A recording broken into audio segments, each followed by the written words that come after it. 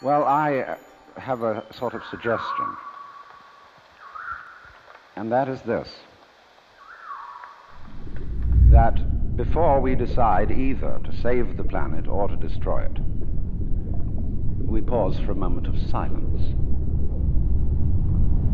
I don't mean that kind of grim silence which one observes when somebody says, such and such a famous person has just died, and we'll observe a moment of silence in his honor. And everybody frowns and thinks very serious thoughts. That's not silence at all. I mean real silence, in which we stop thinking and experience reality as reality is. Because after all, if I talk all the time, I can't hear what anyone else has to say. And if I think all the time, and by that I mean specifically talking to yourself subvocally inside your skull, if I think all the time, I have nothing to think about except thoughts. And so I'm never in touch with the real world. Now, what is the real world? Some people have the theory that the real world is material or physical. I say it's made of kind of a stuff.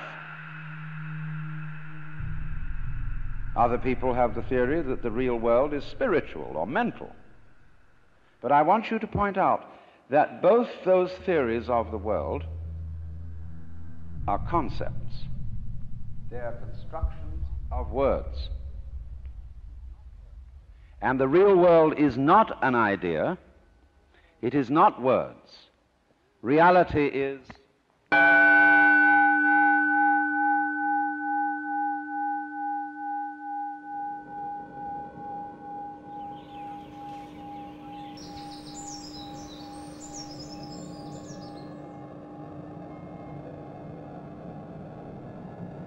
you will find, therefore, that if you get with reality, all sorts of illusions disappear.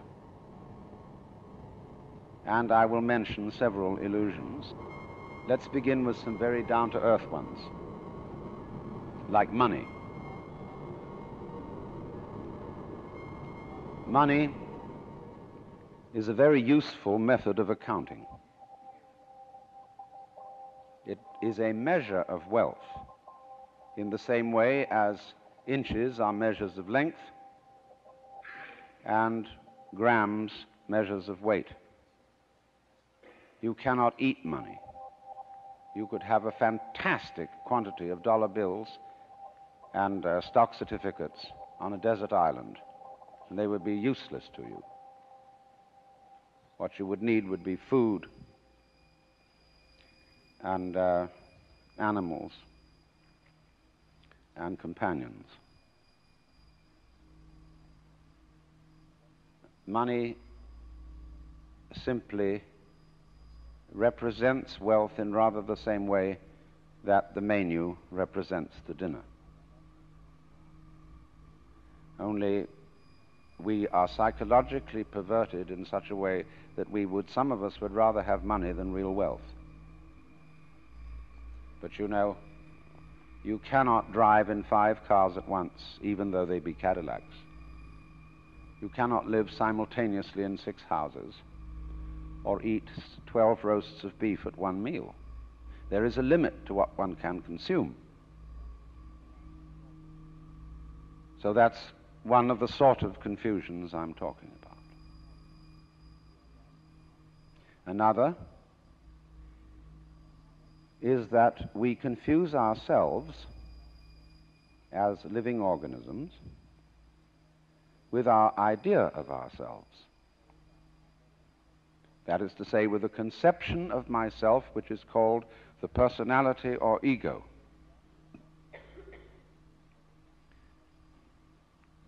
That is what we have been told we are. And it's an extremely crude and limited conception of oneself, of the actual, unique living organism.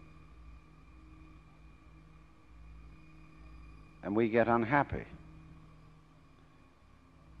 because we're thinking of ourselves in this way, because we think, well, gee, I'm going to die. I once talked to a woman who came to me and said she was afraid of death. And we went into it in a long conversation. I said, what are you really afraid of? And she thought it over, and he said, do you know, what I'm going to be afraid of is what other people are going to say. They're going to say, poor old Gert, she couldn't last it through.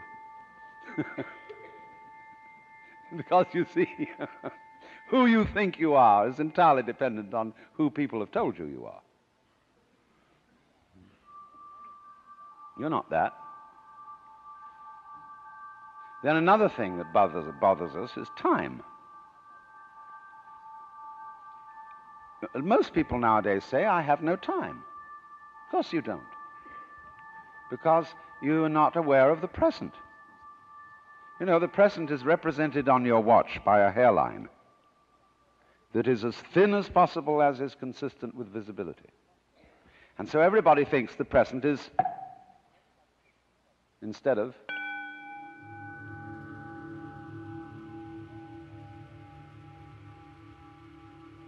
now, the present is the only real time. There is no past, and there isn't a future. And there never will be. We think ordinarily of the present as an infinitesimal point at which the future changes into the past. And we also do a terrible thing. We imagine ourselves to be results of the past. And we're always passing the buck over our shoulders, like when God approached Adam in the Garden of Eden and said, hast thou eaten of the fruit of the tree whereof I told thee thou shouldst not eat? And Adam said, this woman thou gavest me, she tempted me and I did eat. And God looked at Eve and said, hast thou eaten of the fruit of the tree whereof I told thee thou shouldst not eat? And she said, the serpent beguiled me and I did eat. And God, out of the corner of his eye, looked at the serpent. The serpent said nothing.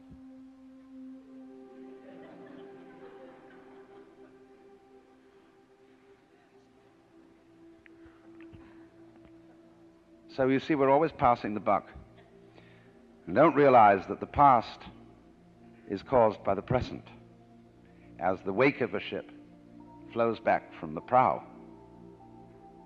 Now, the wake doesn't drive the ship any more than the tail wags the dog.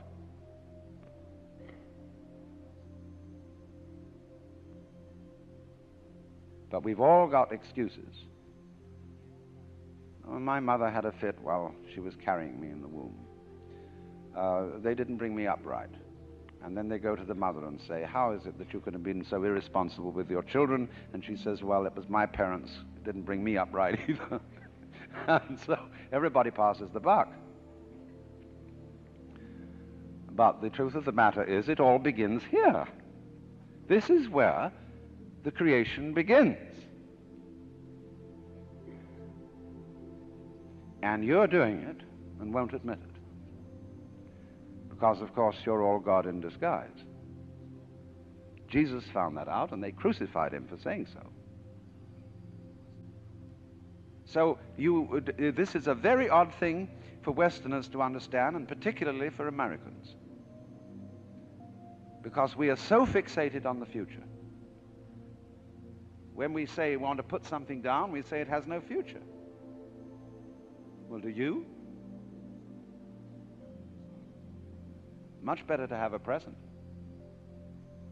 Because if you don't, it's useless to make plans. Because when they work out, you won't be there to enjoy them. You'll be thinking of something else. So we realize that we are living out of now and throwing the past behind us.